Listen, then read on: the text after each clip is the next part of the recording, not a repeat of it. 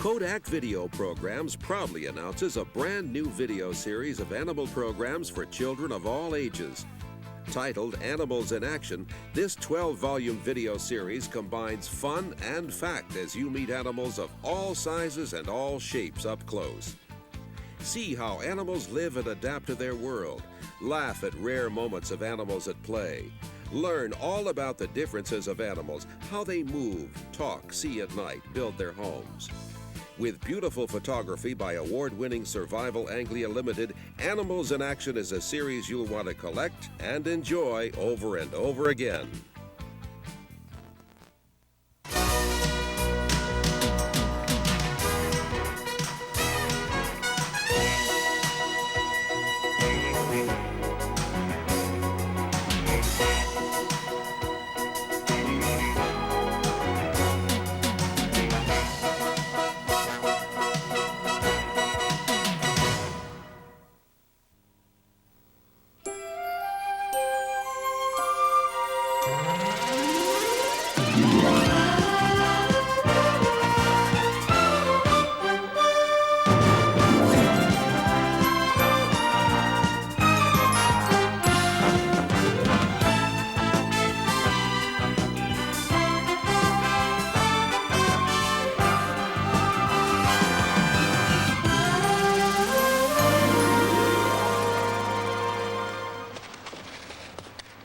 This springbok is really making tracks, barreling along at 40 miles an hour. This siamang moves quickly too, but not with its feet. This hummingbird hardly seems to be moving at all, but it is. And this great blue shark moves at tremendous speeds, just with a flick of its tail. And whether they swim or run or swing or fly, all the animals on today's program have one thing in common. They're on the move. Hello, I'm Thane Maynard, and welcome to Animals in Action. Today we'll be looking at something very simple and very important: how animals move. And here to help me is the noted wildlife artist, Keith Shackleton. Hello. If you want to paint animals or draw them, you've got to know how they move. That's right, and as a scientist, I'm equally interested. So let's start with an animal that moves by running. In this case, an animal running on two legs, just like we do, an ostrich.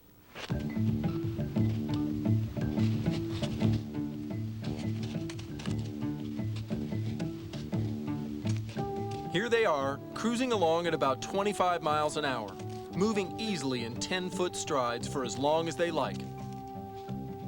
They need that speed to escape from predators like lions. Here out in the open, they're tall enough to spot danger from miles away and fast enough to keep a safe distance.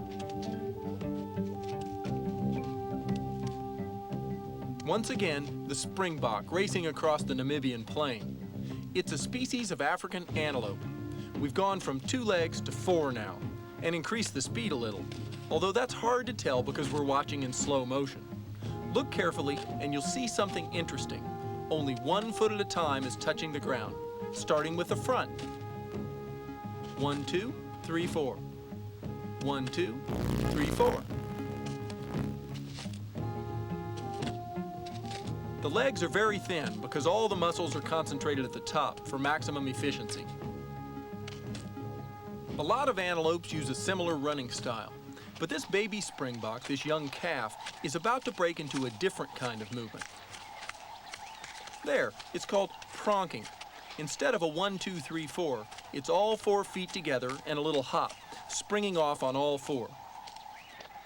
There they go, pronking all around again. And it's not just the youngsters that do it, the adults do it too.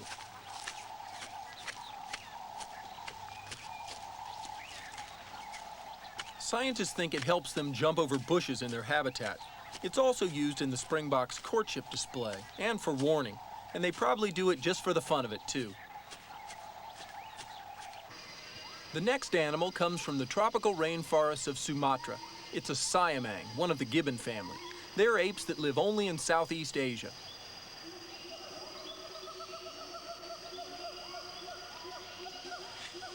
Even when the siamang is at rest, you get a clue to the kind of movement it makes by studying its arms and legs. Its arms are nearly twice as long as its legs, and its hands are twice as big as its feet. But both are designed for gripping. The siamang is definitely designed to live in trees.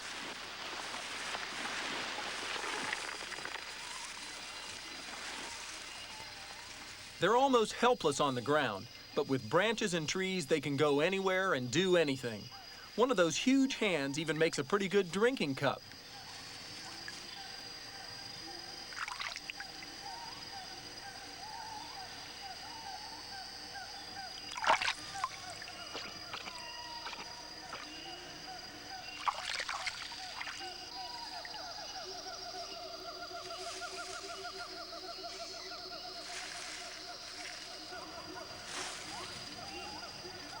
They swing hand over hand through the forest, and they almost never seem to touch the ground.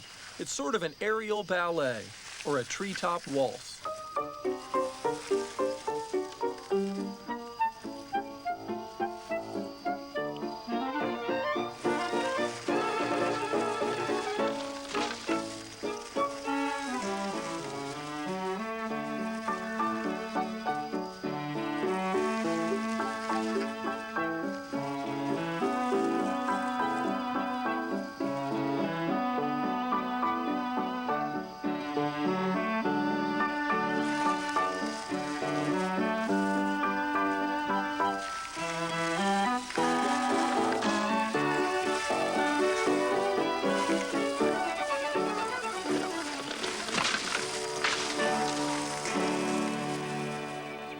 A little closer to home here, these are beavers in Wyoming.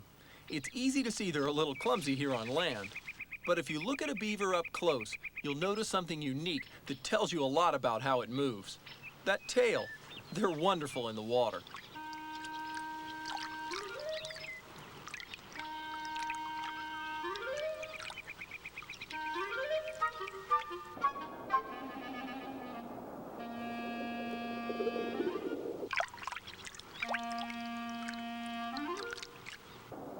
Look at that beaver from underneath, and you'll see the paddles going like 60, flattening out to strike backwards. But when it goes down deeper, the back feet push the water against the flat undersurface of the tail, moving the beaver forward. And you can see how the tail goes up and down, just like the whale's fluke.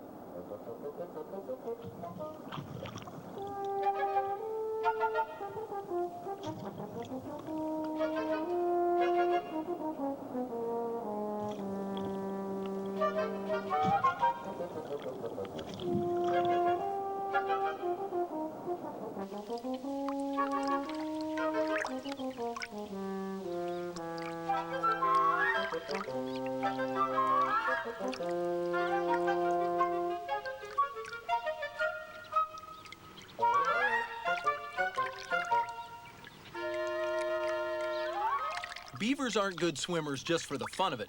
Water is their natural home. It provides them with safety from predators. The entrance to their home is always underwater, so they can dive down into it. The nest is underneath in the dry area above the water level, always snug and protected. That's why beavers always make sure their home comes complete with a swimming pool. Beavers can control the character of a river. They build whole strings of dams just to ensure they'll have enough water for their own safety. They're great little dog paddlers, those beavers.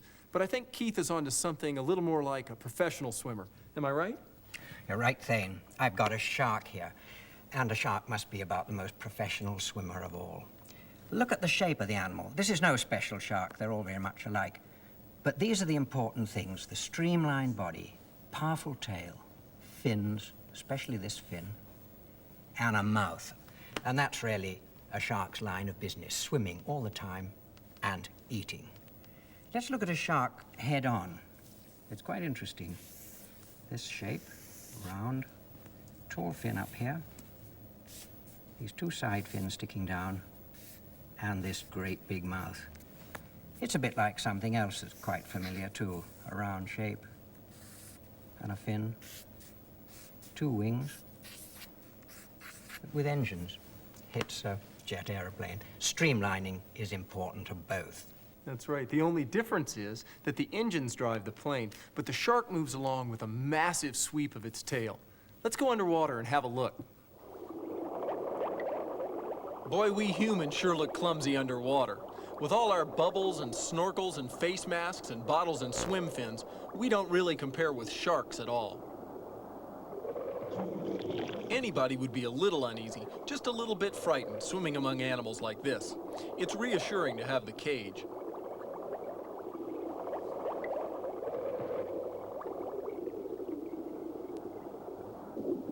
These divers are playing with small sharks, but a word of caution. Don't ever try this yourself. These men are trained scientists and they know what they're doing.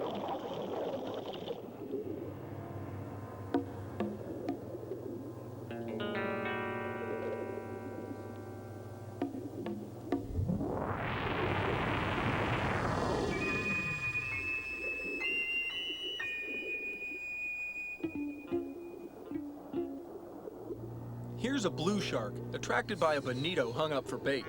Those teeth are razor sharp, and that bite is immensely strong. It's just like a blow from a big curved meat axe.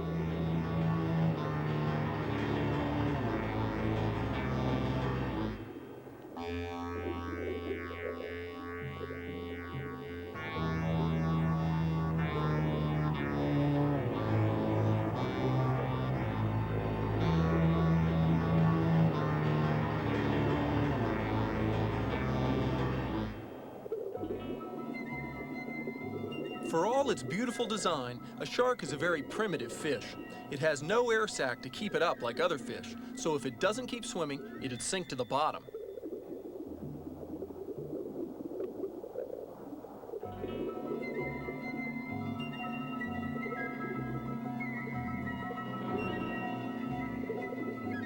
We're taught to fear and hate them, even these harmless little reef sharks. But what superb animals they are, the perfection of shape and movement. Sharks have remained unchanged for millions and millions of years.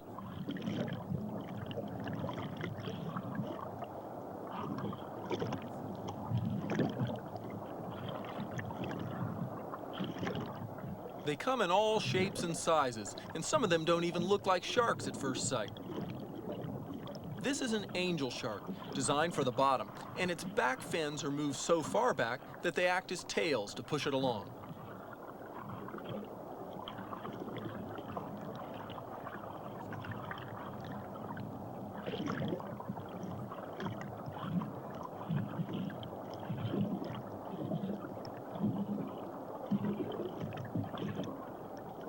And here are animals that may look a little bit like sharks, but they're actually very different. They're dolphins, and although they're beautifully streamlined like sharks, the resemblance ends there. A shark is a primitive fish, but these dolphins are very advanced animals with highly developed intelligence.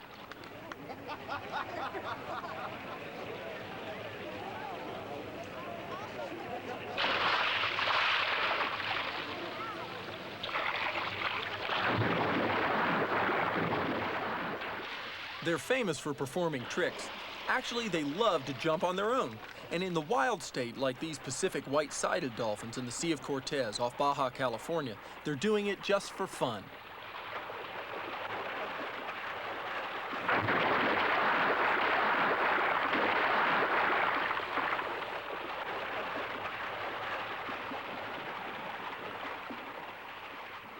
The big swimming difference between dolphins and fish is that all fish have vertical tails and move them from side to side.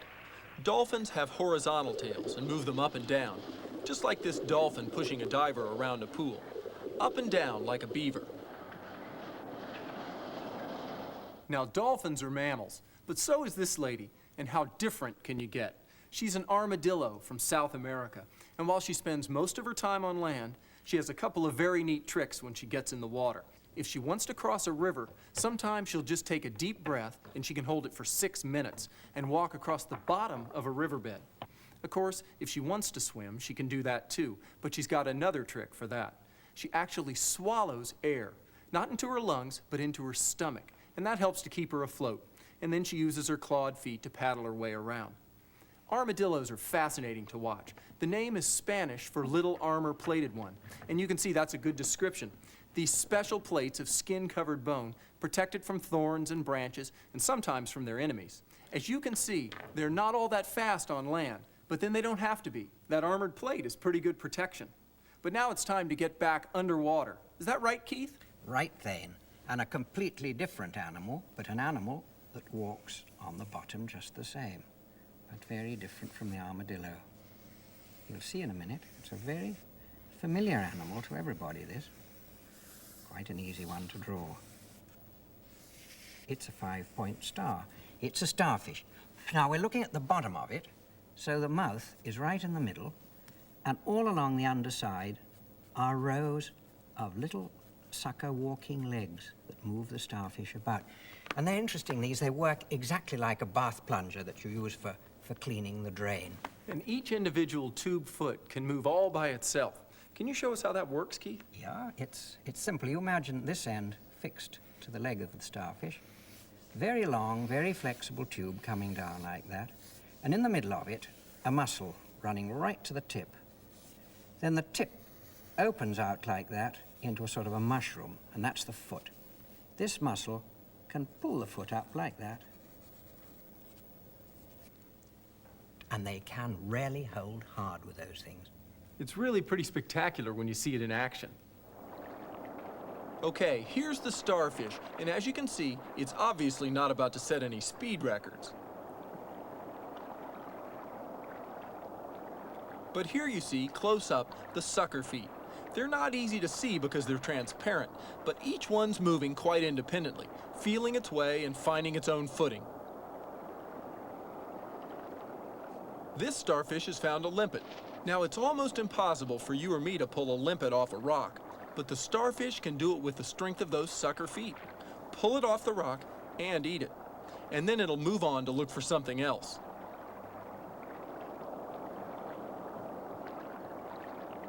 Shellfish are their main diet, but not all shellfish are quite so easy to catch.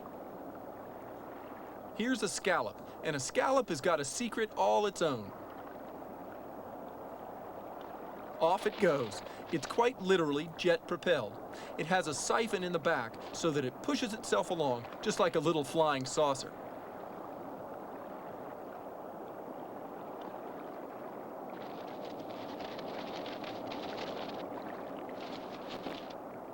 Here's another jet-propelled marine animal. These thousands upon thousands of squid have gathered off the coast of California in order to mate. The squid has two ways of getting around. Transparent fins ripple on either side of the body, moving the animal slowly backwards or forwards. But if we freeze the picture, we can see its high-speed equipment, a hollow siphon beneath the eyes that squirts out water, shooting the squid backwards for a quick escape.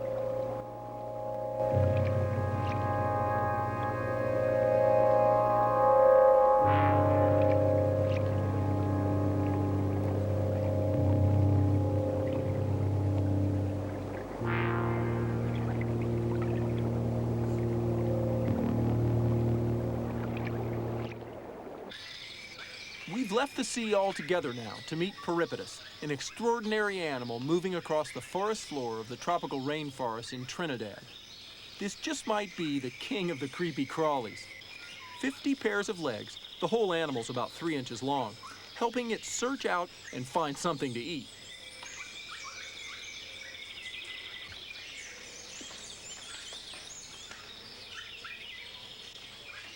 It's harmless to people, but it preys on small insects.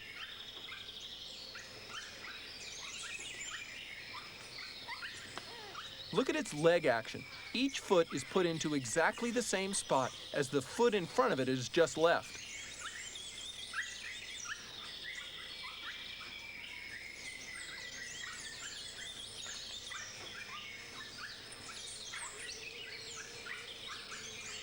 It's a beautiful action, like a well-trained chorus line or an army on the move.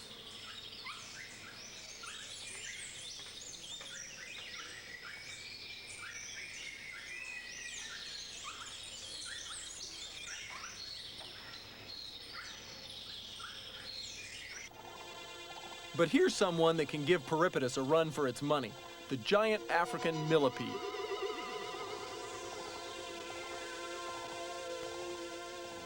This time over 200 legs, 2 pairs for each segment of the body.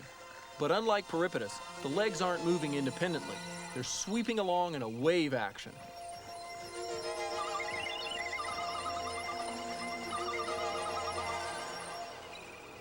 Here's where the phrase sure-footed takes on a whole new meaning.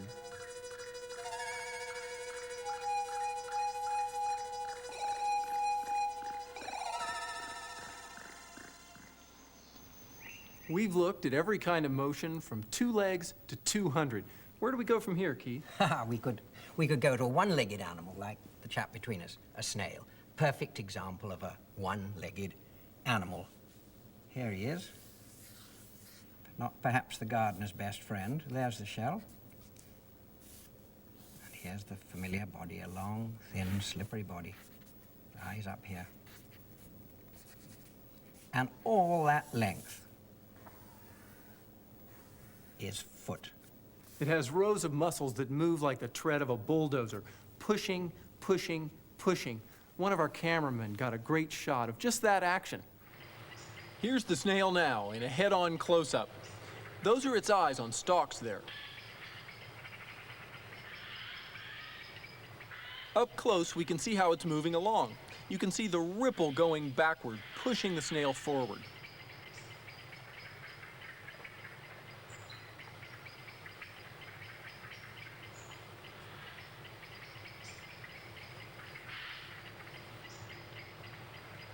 And here's still another slinky mover, but a much faster one. It's a very small, harmless grass snake, and it moves without any legs at all.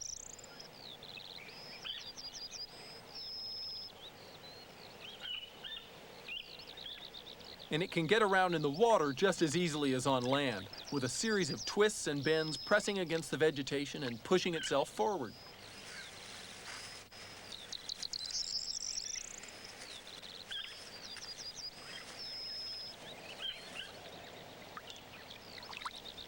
Like so many of these animal movements, it's not easy to see how it's done, but it's obviously effective.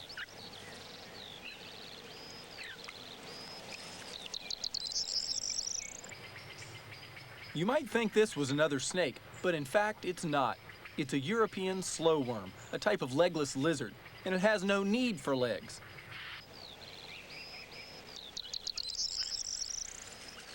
It's adapted for a burrowing existence where legs would get in the way.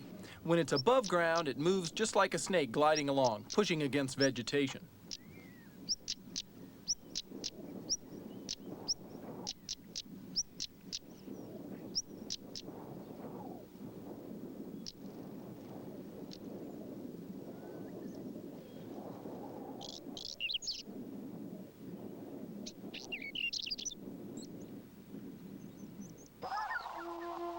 How different can you get? The animal movement we haven't looked at so far is flight, conventional bird flight. And what more beautiful example could you find than snow geese flying south?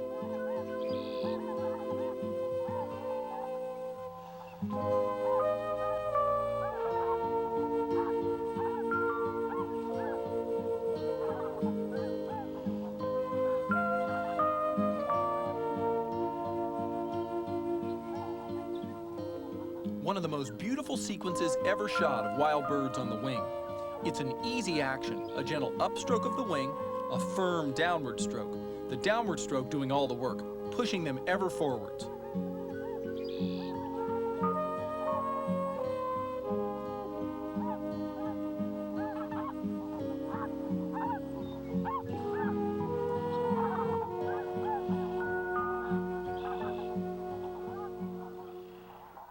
The snow goose showed us the standard flight technique of all birds of passage, but the hummingbird is showing us something quite different. Hovering flight, with a fantastic 80 strokes of the wing per second. Incredible little hummingbirds, just built for a life on the wing. I got one here, and he's going to poke his long bill and his even longer tongue into a flower here to get the nectar out. But what about the wings of hummingbirds? Well, the wing beat is so unbelievably fast, you see nothing of the wing at all when you watch one. All you see is a blur. Now, with those snow geese that we watched, you could see exactly what was happening. Up came the wing in slow motion, on the upstroke doing nothing much except getting the wing in position. But on the downstroke, the powerful downstroke, the wing is giving the bird lift and driving it along. But when the hummingbird slows down, it does it like this, actually turning the wings all the way upside down, back and forth like an oar over the stern of a little rowboat, back and forth like that. Not driving it forward, just keeping the bird stationary in the air, just keeping it airborne. It's the case of an animal that has to move like crazy just to stand still.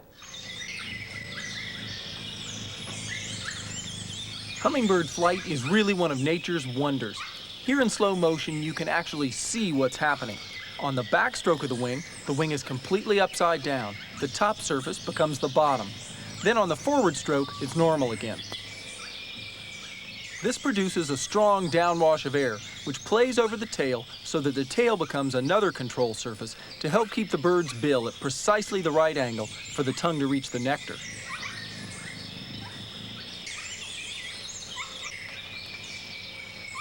There are 230 hummingbird species in South America alone.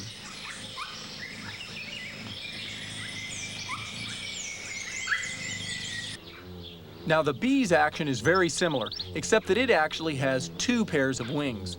Both pairs are stuck so close together that it operates just as one. Back and forth, upside down, back and forth, just like the hummingbird's actions. But at an even more fantastic rate, 130 beats per second. These are damselflies, a very common little insect near water. The blue ones are the males, the brown ones the females. And after they finish mating, the females lay their eggs one at a time under the surface of the water.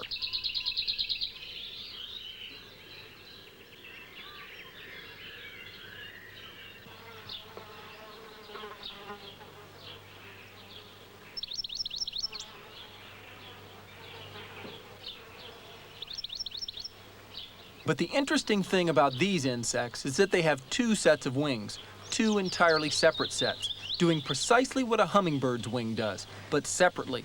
And it's all a question of timing. They use fewer strokes though, only 16 strokes to the second here, instead of 80.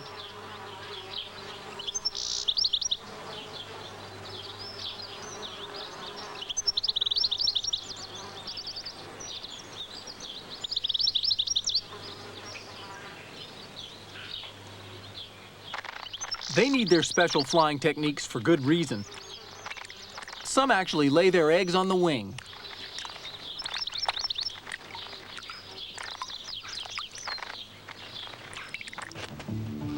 So many animals, so many different ways of getting from one place to another, each one using its specially adapted body, its special muscle structure to move. Legs in one case, arms in another. And legs, arms, and a tail in another. And the fabulous flight of the snow geese, flying all the way from the Arctic to the plains of Texas. For every animal, a unique way of moving. And as we said, whether it runs, jumps, slithers, or slides, how it moves is one of the most important facts you'll ever know about it. Join us again next time for another look at animals in action.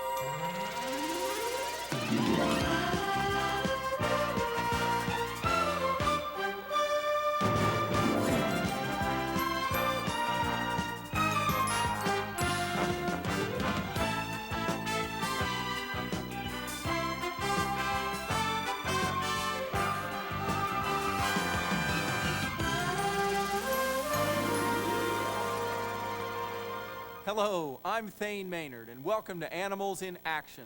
Today we're going to be examining the language of animals. For instance, listen to this.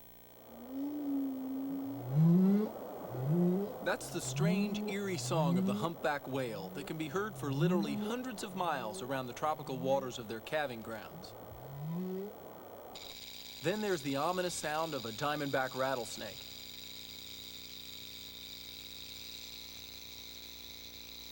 and the distinctive calls of a songbird.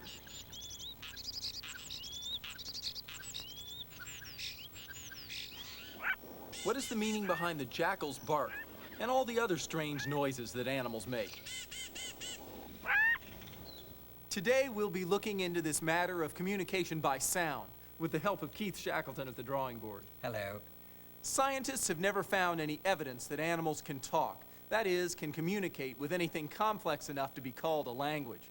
But it's also true that many animals do communicate by sound, and we'll be looking at how they do it, when they do it, and why. Our first port of call will be the Grand Teton Mountains in Wyoming. Every year, the mountainsides and valleys of this beautiful area echo with the strange cry, it's called bugling, of the North American elk. By the end of August, the bull elks move down through the forest to look for females. The bugling warns the other males that a rival is in the area, and it attracts the females. When two evenly matched bulls meet, they will fight over the females.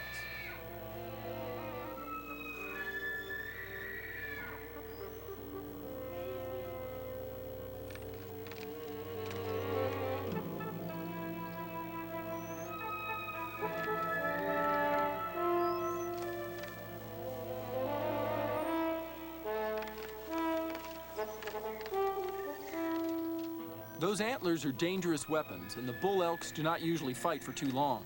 The contests are a test of strength to determine who will rule the harem.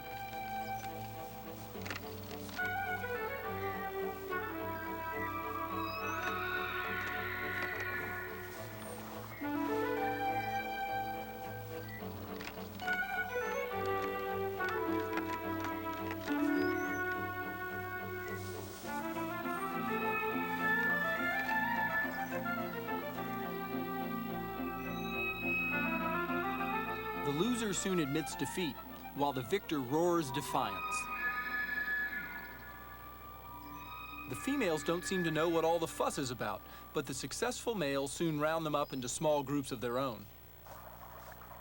The bull elks now enter the most exhausting part of their year. Each must guard his harem from intruders, and the continual bugling warns rivals that he means business.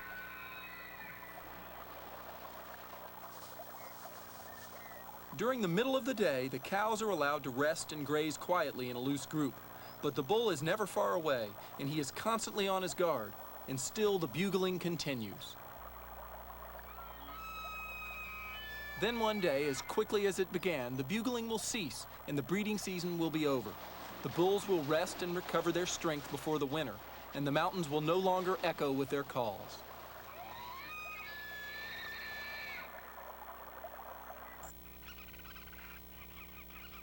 Another group of animals which are very noisy in the breeding season are the frogs and toads. Let's listen to an African bullfrog.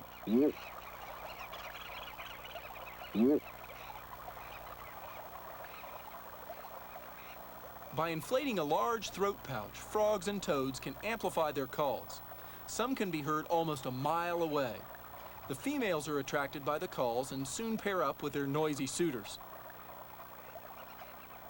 The bullfrog's voice is usually deep. Here are some more tuneful varieties.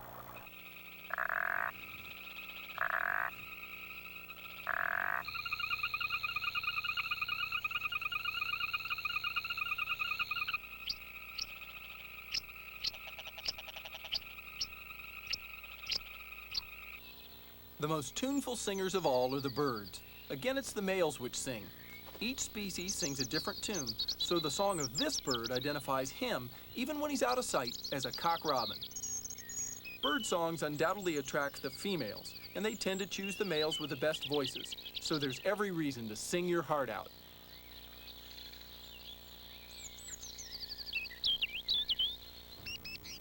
Here's a starling. His song tells any hen starling in the area that he has a territory in which she's invited to join him and rear a family.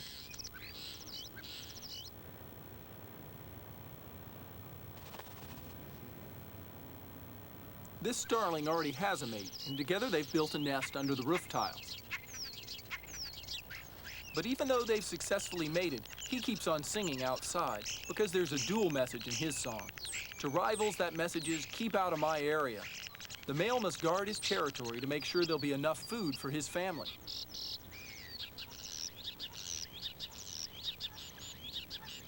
The starling's song isn't very harmonious, but what they lack in melody, they make up for in variety. For starlings are excellent mimics, imitating a wide range of calls of other birds which share their surroundings. They're often incorporated into the starling's repertoire. This one has included the calls of a curlew in its song, and a coot, and a tawny owl. He seems to be imitating a whole zoo. Bird calls serve a number of purposes, and sometimes the purpose can be so obvious we don't even recognize its significance. For example, look at this picture that Keith is drawing. It's a typical nest of thrushes waiting to be fed. And now here comes the mother, returning with a fresh supply of juicy worms. Now here's the very basic question. Who is going to get fed? Logic will tell us that it's the chicks closest to the mother who will get the most food. As a result, they will receive more nutrition and grow up stronger than their nestmates. But the truth is, the ones nearest the mother don't have a better chance. All the nestlings will have an equal opportunity at the food, no matter how near or far from the mother they may be. The equalizer is noise made by the baby birds. When the ones closest to the mother get most of the food, the ones farther away start to shout even louder, which stimulates the mother to feed them. It's just like human babies. They cry when they're hungry, and then they get fed. The baby thrushes all get fed because they use a form of communication by sound that ensures they won't be overlooked. It's very simple and very important. Here's a silverback jackal from Africa. She responds to sounds in a way that's very similar to the mother starling. She's returned from a hunting trip to feed her young. Just like their close relatives, domestic dogs, these pups beg appealingly for food. It's their yips and yelps from the youngsters that stimulates the mother to stop and allow them to nurse. The pups are about 6 weeks old and they're still getting milk, but she's also starting to feed them on solid foods. The begging of the pups also stimulates the mother to regurgitate some meat. This response may seem unpleasant to us, but it makes a lot of sense for a jackal. Carrying meat in the stomach is a very efficient way of transporting food back to the young. It's a safe way too, for other predators can't steal it from her. From the distance, the male is calling his mate. He's probably found some prey and needs her to help catch it. Again, she responds to this sound signal. While their parents are away looking for more food, the pups must stay close to home. A straying pup would make an easy meal for an eagle, a lion, or a hyena. The female calls to let her mate know where she is, and then listens for his reply. Jackals are unfailingly faithful to each other for as long as they both live. The pair spend a lot of time together, sharing all the hunting and raising of their pups equally. If they separate, they can always keep in touch with each other throughout their territory by yelping. Once the female has pinpointed the location of her mate, she trots toward him. They greet affectionately before setting off on a more serious task of finding food for their growing family.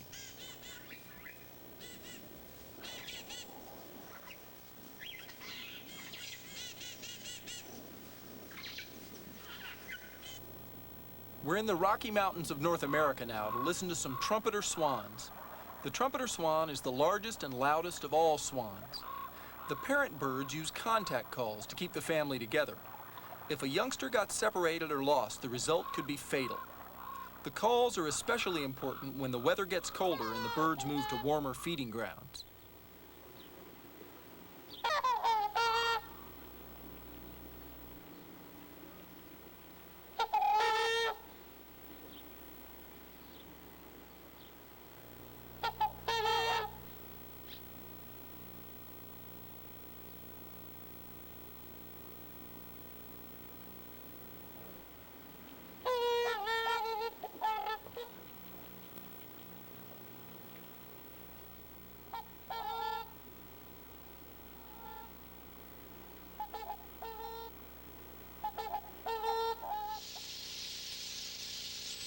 The most obvious thing about the sounds these birds make is that it's very loud and confusing. The birds are red-billed qualia from Africa, and they're related to the common sparrow, and they're very similar to look at.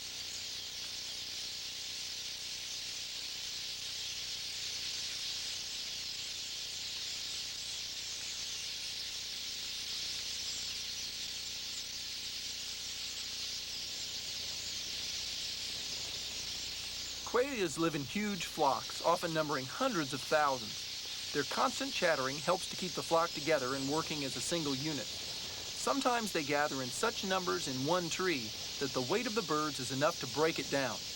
When they take off, it's almost as if the whole flock has been given some unseen signal.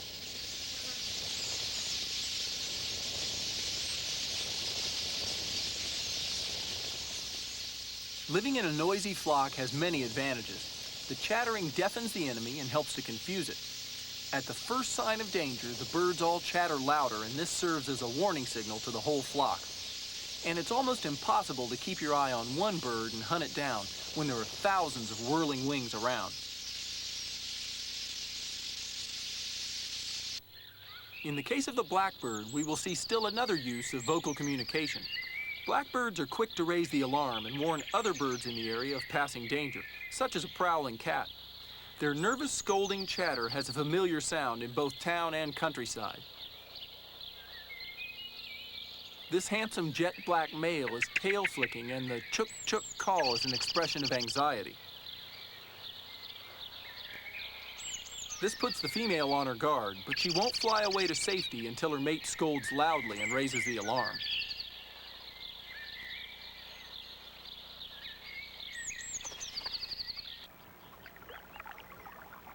Warning signals are very important to prey animals like these kudu, especially when they are at a water hole and easily attacked. Although they can't see anything, one kudu has heard a leopard growl and quickly spreads the alarm. The kudu's bark is a warning to all other animals in the area, and it can make life very difficult for predators like lions, leopards, and hyenas.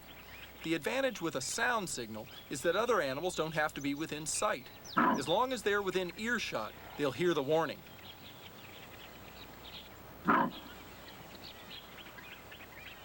The kudu still cannot spot the leopard. It's beautifully camouflaged. But the continual barks keep the whole herd alert and ready to scamper. When the leopard finally makes a move, the antelope are quick to bound away to a safe distance, saved by the bark.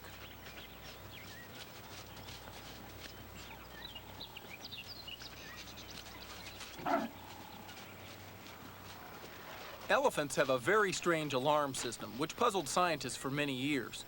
It's the elephant's tummy rumble. Considering the enormous quantities of food they eat, it didn't surprise anyone that on occasion their insides made noises. What puzzled people was that elephants could control these noises, stopping at the first sign of danger. In the last few years, it's been discovered that these noises have nothing to do with digestion. The elephants keep up a sort of purring, which you can hear in the background when they are content. As soon as one is frightened, it will become silent, and that sudden silence alerts the herd.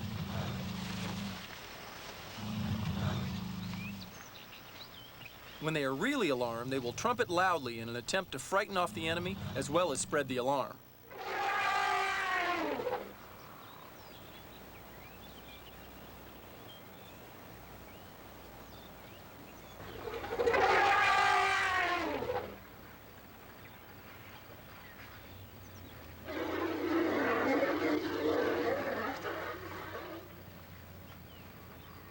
In this case, these elephants have been disturbed by a group of their arch enemies, lions.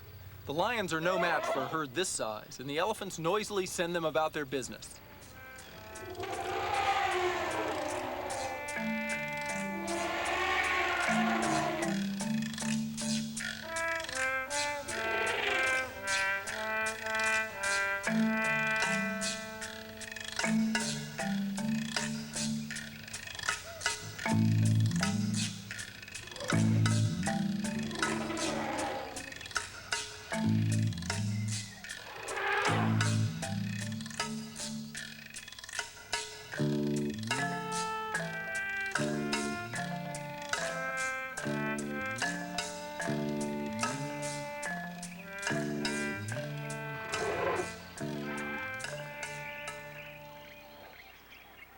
No Western movie would be complete without this sound. It's enough to make horses rear and men run for their lives. It's the warning rattle of one of the world's most feared snakes, a diamondback rattlesnake. Contrary to popular belief, The sound doesn't mean that the snake is about to strike. It's a warning signal to animals such as deer and wild pigs not to step on the snake. Interestingly, snakes cannot hear in the sense that you and I can. They have no ears, but they feel vibrations like footsteps on the ground through their bodies and can react much in the same way as if they indeed did have ears.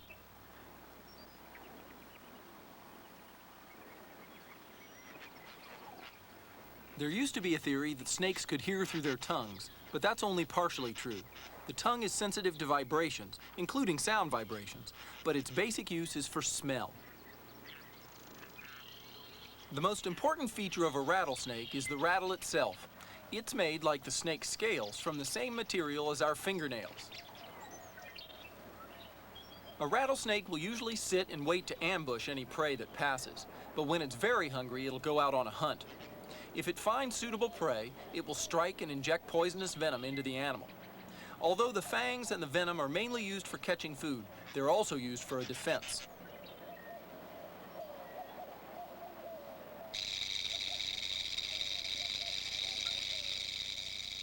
This rattler, filmed in slow motion, is about to strike at a balloon, which as far as the snake is concerned, is a potential danger. In slow motion, it's possible to see how the snake bites as well as stabs at the balloon.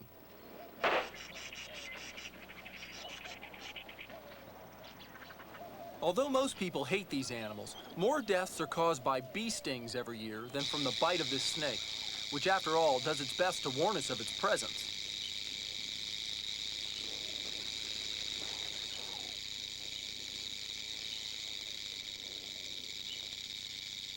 Inside this mound live some remarkable animals. The animals are termites, blind, ant-sized insects which live in communities often numbering millions. Although they are tiny, they too can raise the alarm with a sound signal.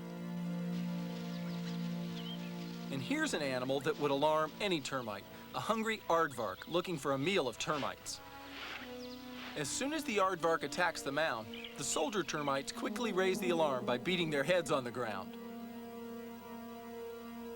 The aardvark probes deep into the mound with its long, thin tongue.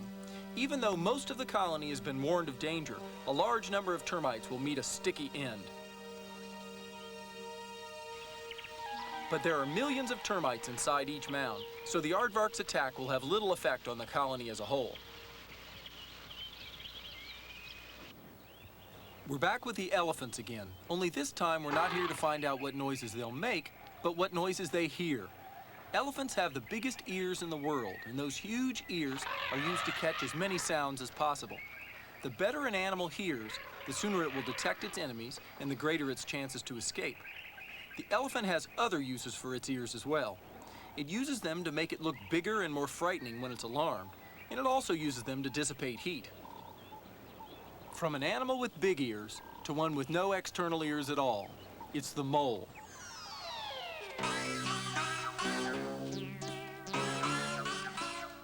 Moles don't have much need for ears. They live in tunnels underground and detect their favorite prey, nice juicy earthworms, by smell.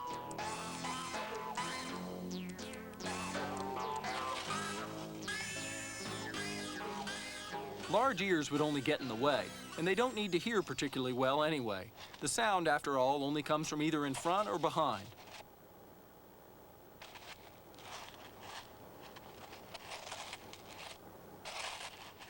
There aren't many enemies either. A mole's main problem is a rival mole, and it soon deals with one of them. The mole is one of the few mammals without external ears. Ears and a good sense of hearing are vitally important to the majority of animals. Small antelope, like the springbok, have to be constantly on their guard against predators. Their enemies do their best to stay well out of sight, often trying to ambush their prey. This is why hearing is so important. To catch as many sounds as possible, they have very large ears. They are also flexible so that sounds can be picked up from all directions.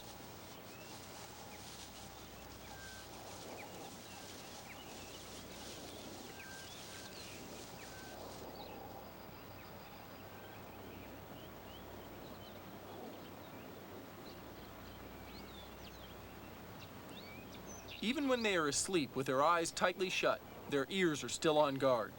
As long as some members of the herd are listening out for strange sounds, the others can relax and rest.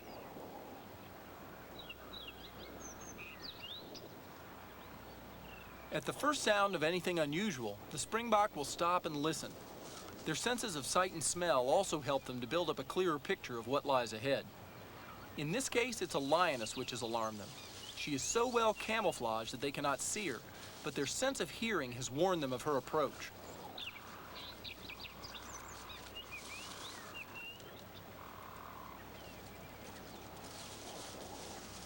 Already on the alert, the springbok have plenty of time to make a getaway.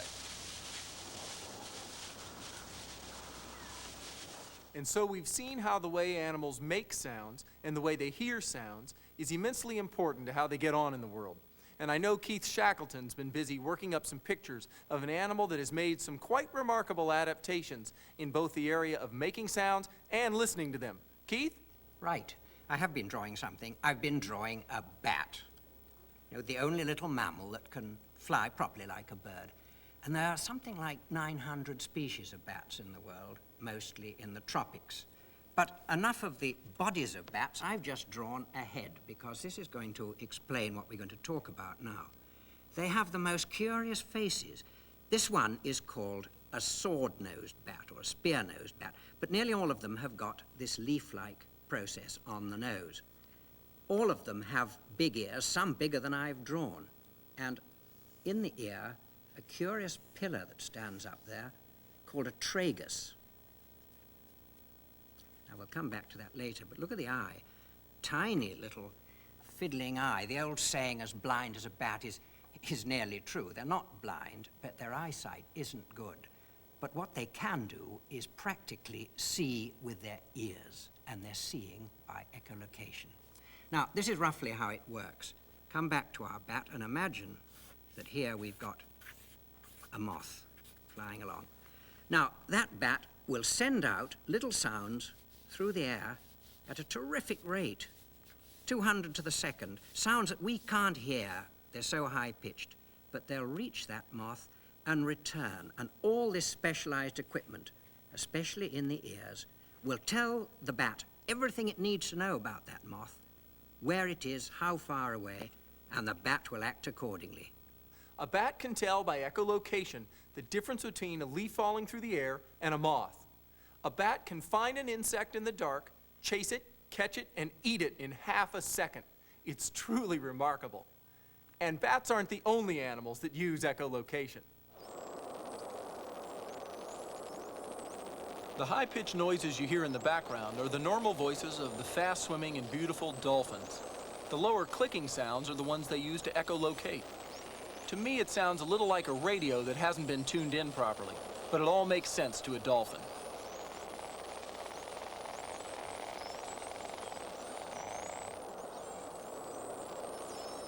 Dolphins can't see very far in the murky water, and they use echolocation to find schools of fish. The clicks will bounce off any fish in their path and straight back to the dolphins. Using this system, they can not only detect fish, but they can even tell the difference between a tuna, a mackerel, a herring, and an eel. When they are not hunting for fish, dolphins spend a lot of time leaping out of the water, apparently for the sheer fun of it. It certainly doesn't have anything to do with their echolocation system, which only works underwater.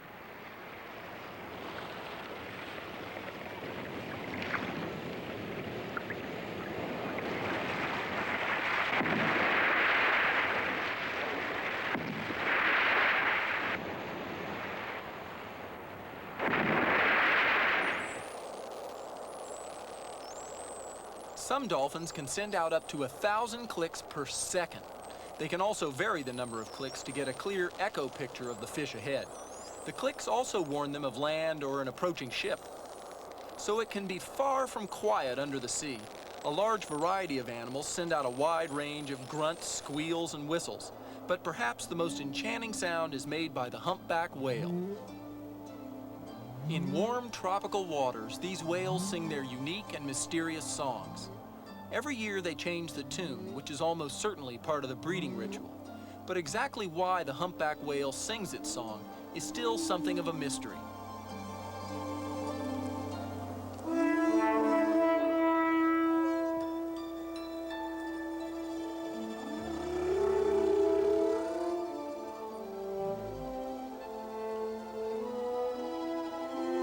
Scientists believe that it's only the male humpbacks that sing, and that the call is a love song, much like the bugling of the elks, the booming of the bullfrogs, and the joyous mating call of the cock robin.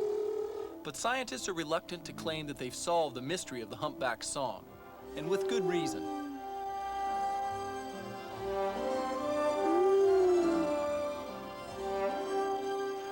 As we've seen, animals make many kinds of sounds for many purposes: to maintain contact, to stimulate behavior, to warn each other, and even to find their way through the dark. Who can know precisely what the humpback song is saying?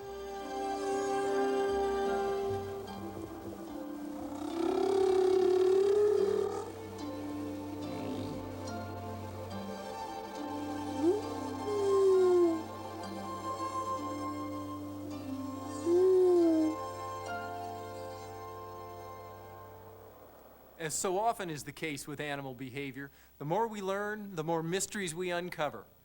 I hope you'll join us again next time for another look at animals in action.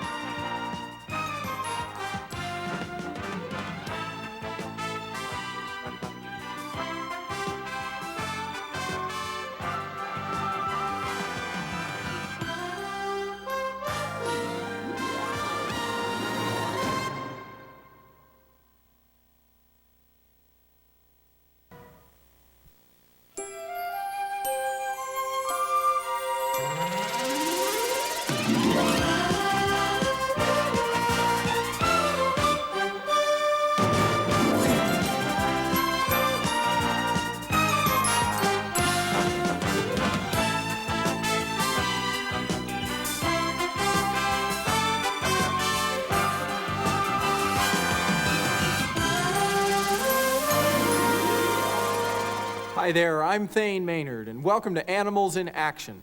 Today we'll be looking at animal record breakers in all kinds of strange fields of activity. High jumpers, big eaters, fast swimmers, gold medal contestants of all sorts. And with me, as always at the drawing board, is my friend Keith Shackleton. Hello. We'll be looking at some beautiful animals, and at some pretty strange ones too. Let's start with the fastest animal on 4 legs, the cheetah. A cheetah. It's the ultimate lightweight racing machine, the sprint champion.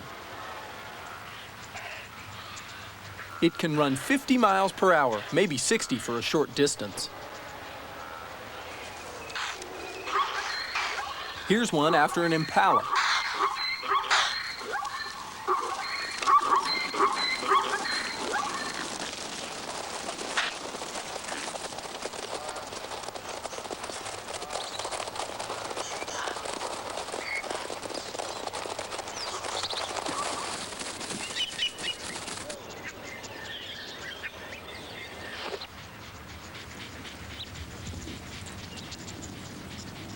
Four, maybe 500 yards, and it's exhausted, overheated, and in need of a long rest. But the cheetah made its kill early in the chase, and it'll make many more.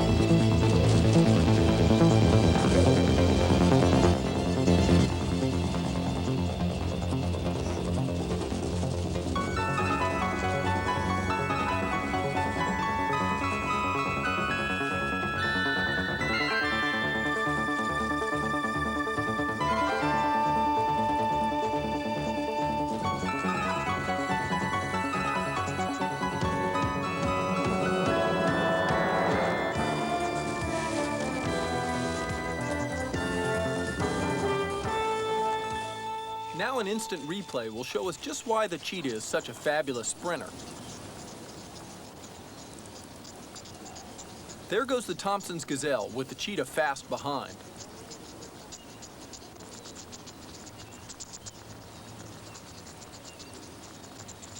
Slow it up a bit and you begin to see what's happening. 23-foot stride, 3.5 times a second. The feet are straddling each other. The incredible flexible back is like a spring and actually gives about another 5 miles per hour to the cheetah's performance. The tail's for balance. The claws don't protract. They're always sticking out like cleats in track shoes. It's certainly fast. Holder of the world land speed record for animals. All animals. And now from 4 legs to 2.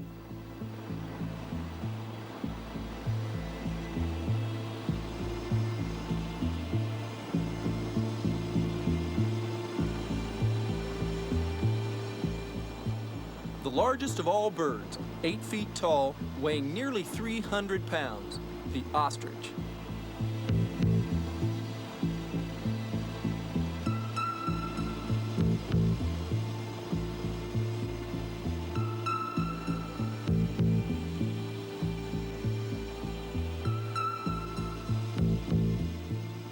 Slower than a cheetah, yes, but much more staying power. Ostriches have a top speed of 45 miles per hour, but can maintain a speed of 30 for an entire hour. A real marathon runner.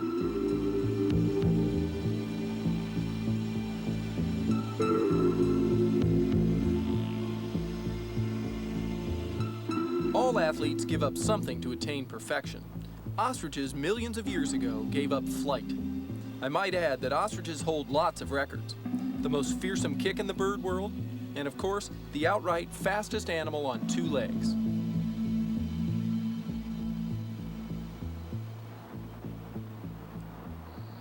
Now for the holder of the all-out animal hopping record, a kangaroo.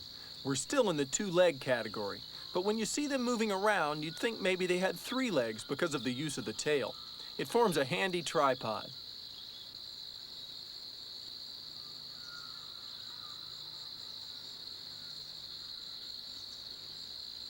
But it's not this slow moving that we want to consider. It's the ultimate performance of this animal at full stretch and at top speed.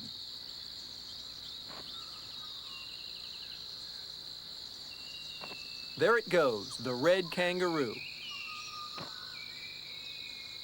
And what about speed? Females are faster than males. A male will do 35 miles per hour, and a female will just beat that at 40 for a short burst. Consider the importance of the tail. Without that tail, it wouldn't be a contender. But only the feet contact the ground. Never mind training. With the kangaroo, it's all a question of balance.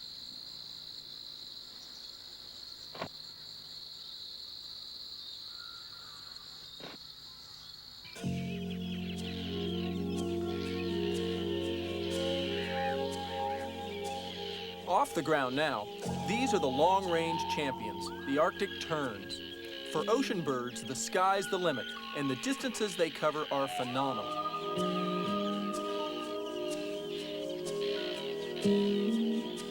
To look at these gentle, delicate, almost fragile little birds nesting here on the Farne Islands off the coast of northeast England, you'd never believe what they could do. This tiny bird will fly something like 25,000 miles in a year.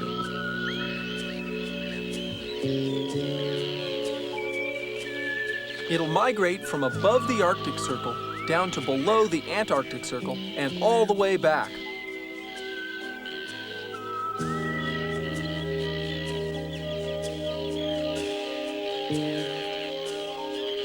The Arctic tern travels further in 12 months than any other animal of any kind on this planet.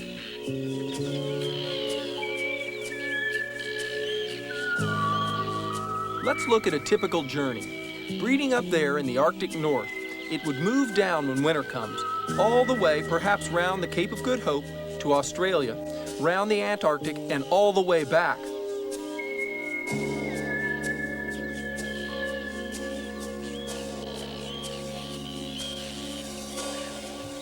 In 10 years, it would have traveled the distance from the Earth to the Moon.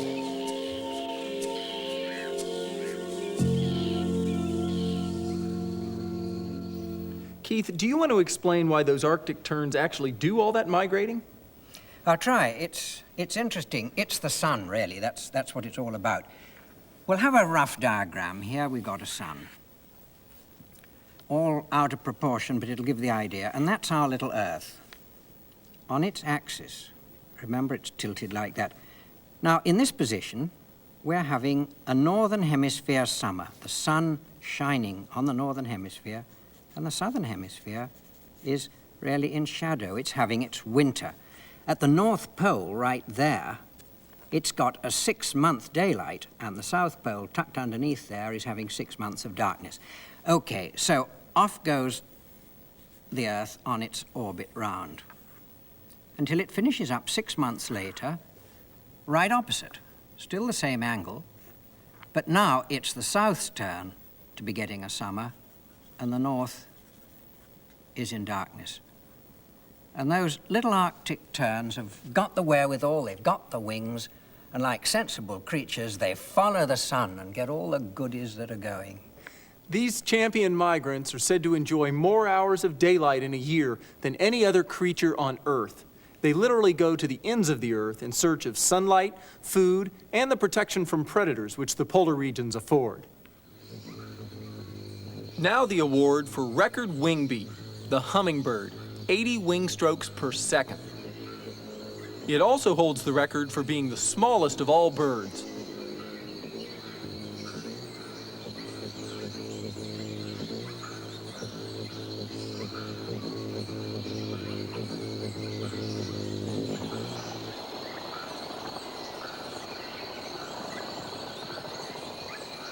This tiny hoverer uses more fuel in relation to its size than any other bird.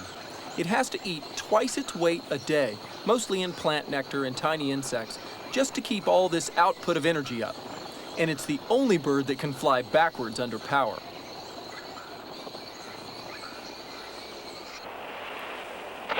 Now underwater, these are Gen 2 penguins, porpoising through the waters of the Antarctic.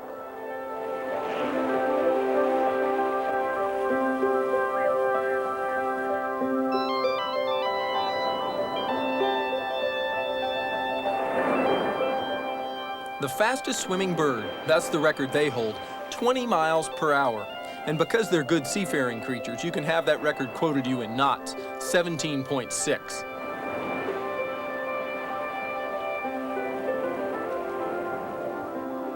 I can't believe they travel quite so fast porpoising as they would if they were going straight underwater. But this way they can breathe with each leap and have a look around.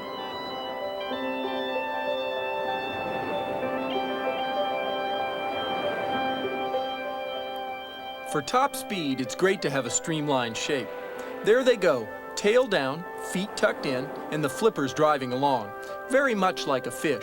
But remember, when a penguin's moving underwater, it's flying with its flippers. With a fish, it's tail all the way.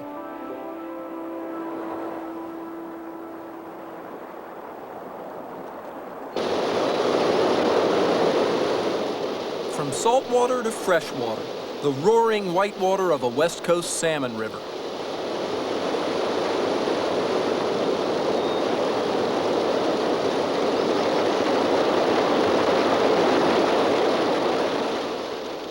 When salmon are ascending a river, they're proving themselves to be the fastest fish in fresh water, with a speed of 22 miles per hour. You can imagine what strength the salmon need to make it all the way to the top of the river.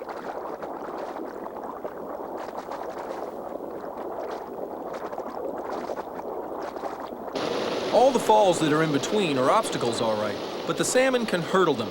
They just take enormous waterfalls like this one in their stride.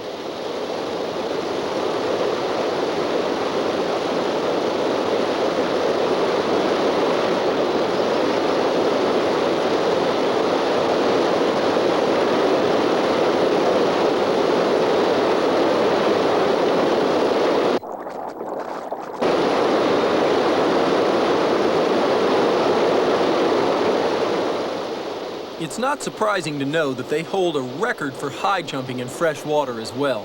They can jump 12 feet, and remember, that's going upstream.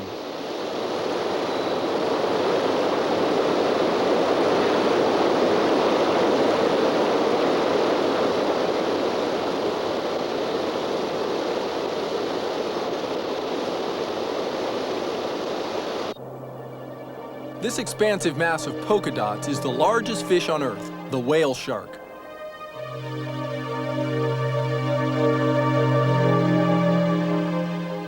Despite its enormous size, the whale shark is a plankton feeder, filtering tiny animals out of the water.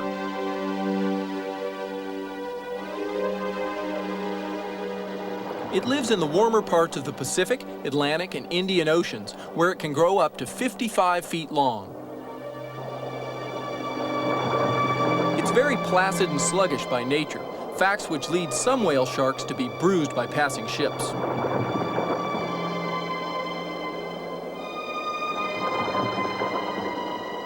It also lays the largest egg of any fish, eggs that are almost a foot long.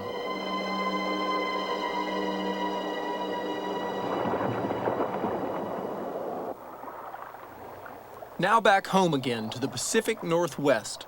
This animal is a record breaker for size as well. The bald eagle builds the biggest nest of any bird.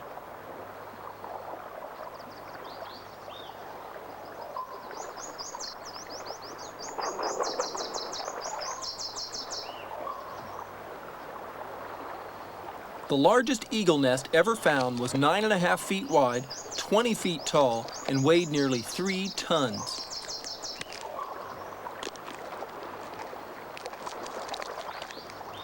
It's also one of the most powerful birds. They're immensely strong. One bald eagle is said to have carried an 8-pound lamb over 5 miles.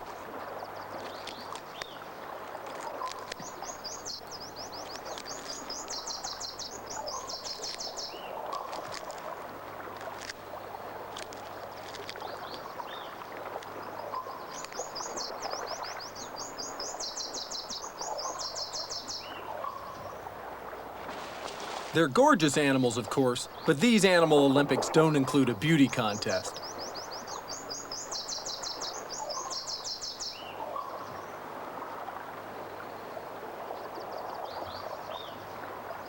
Now for something altogether different for a gold medal. Marksmanship. It's the archer fish.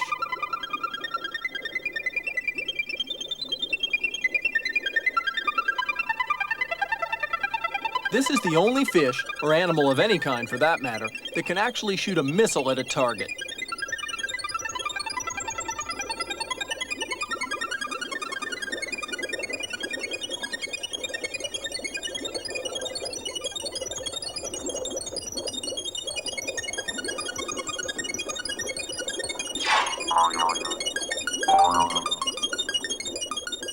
It's a very special record, sort of a William Tell of the fish world.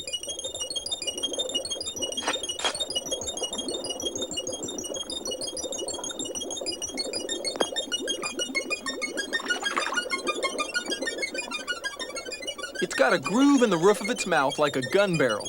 It compresses its gill covers, and a high-pressure jet of water does the rest.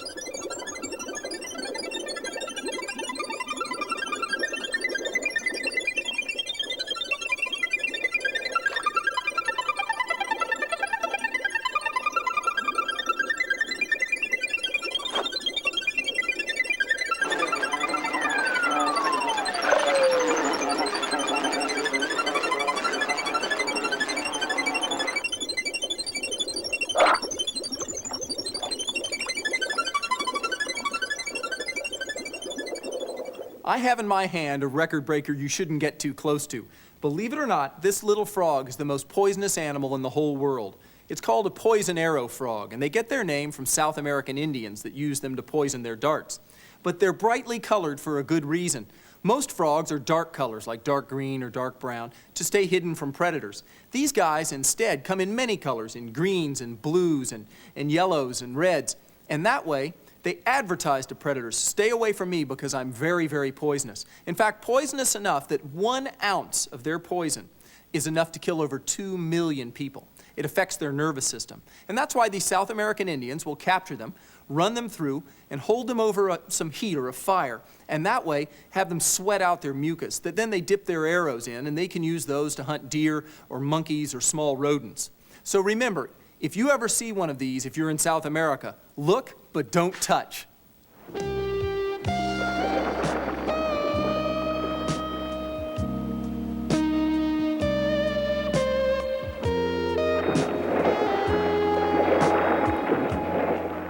Now the next champions in our water sports would be in the category of aquabatics. They are Pacific white-sided dolphins in the Sea of Cortez. They're not only among the most beautiful and graceful animals on Earth, but sometimes they appear to be the most fun-loving as well. They spend hours leaping into the air, apparently just for the sheer joy of it.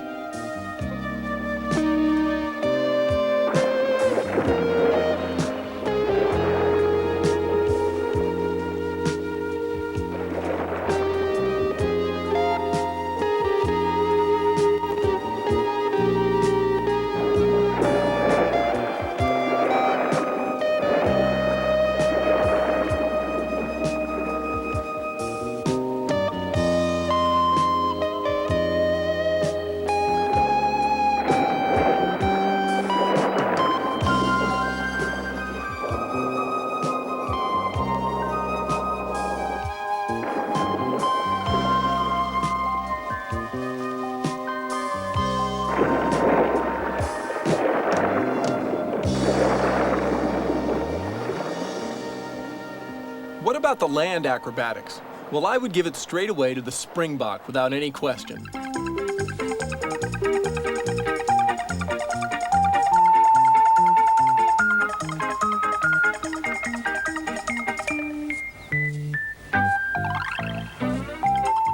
Certainly the dance championship, with very high marks for interpretation. This is called stotting or pronking.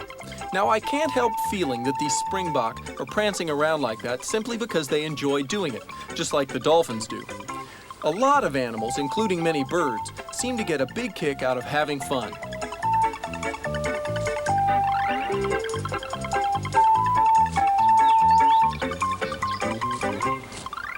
Now, I told you at the beginning of the show that we were going to look at some pretty outlandish animals. This creature has the longest tongue in relation to its body of any animal. It's the chameleon. He could almost get a record anyway for being one of the most extraordinary looking animals and leave it at that.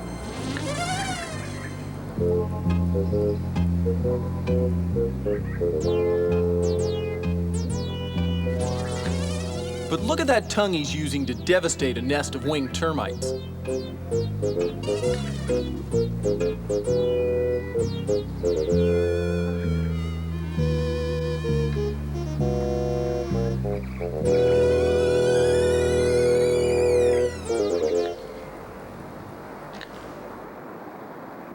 If we had a tongue like that, it would be as long as our arm. And now for the largest lizard of all, a Komodo dragon.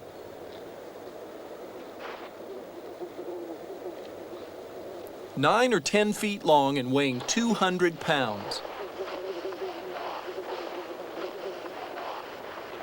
They're known to be dangerous to humans, but you'll probably never meet one. They only live on a couple of tiny islands in Indonesia.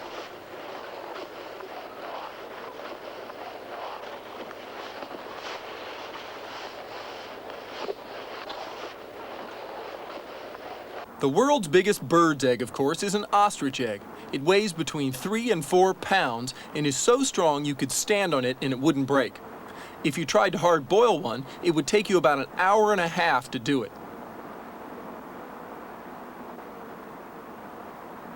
The largest egg to the smallest egg, laid by the smallest bird. A hummingbird's egg, no bigger than a pea. The African red-billed qualia is the most abundant bird species. It's also the most destructive.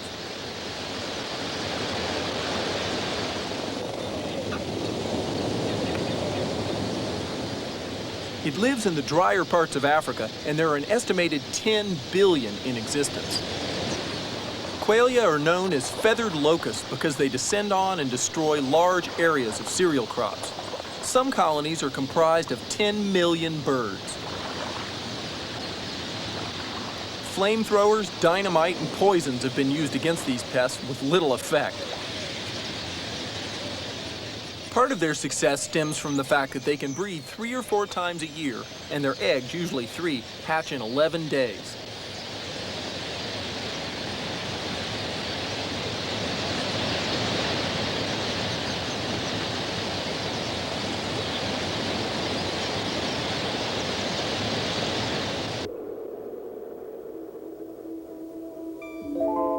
This unassuming little bird holds a very special record.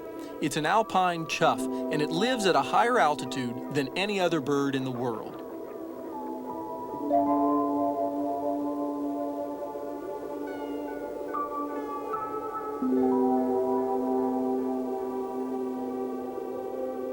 Choughs were recorded at 26,000 feet when they followed the British Everest expedition in 1924, almost to the summit of the Himalayas.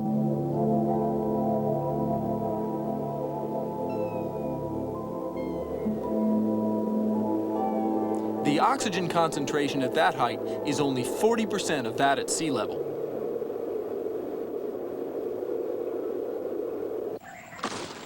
The animal weightlifting champion would have to be the trained Indian elephant, lifting sheer loads of enormous size and dragging them too.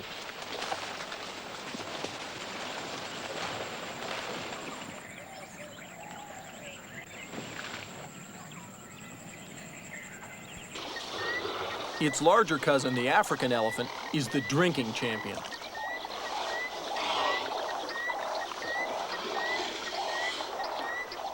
An African elephant will swallow about 60 pints of water to quench its thirst, and that's not counting everything that dribbles out the sides.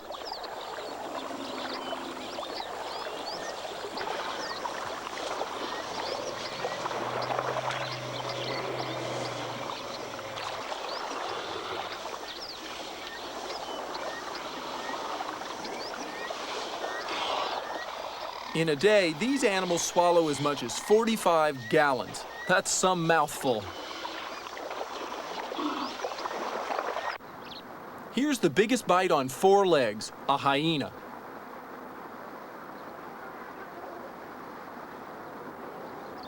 The world's most powerful jaws in relation to the size of the animal. Do you know that these jaws could chop through the thigh bone of a buffalo? And speaking of jaws, there goes the biggest bite under the sea.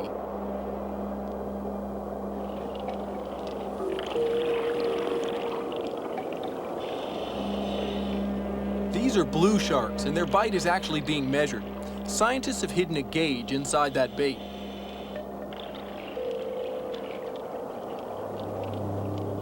When the shark chops it, they'll know exactly the strength of its bite.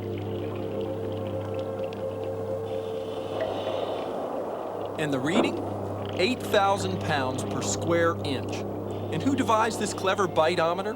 Well, who do you think? Another animal champion, the one with the biggest brain in relation to its body, a human being. So there it is. We've seen some great animal champions, some wonderful sprinters and jumpers and slitherers and whatever, and a few odd-looking creatures as well. Wherever you look in the animal kingdom, you'll find a champion at something. Thanks for joining us, and I hope we'll see you again next time for another look at Animals in Action.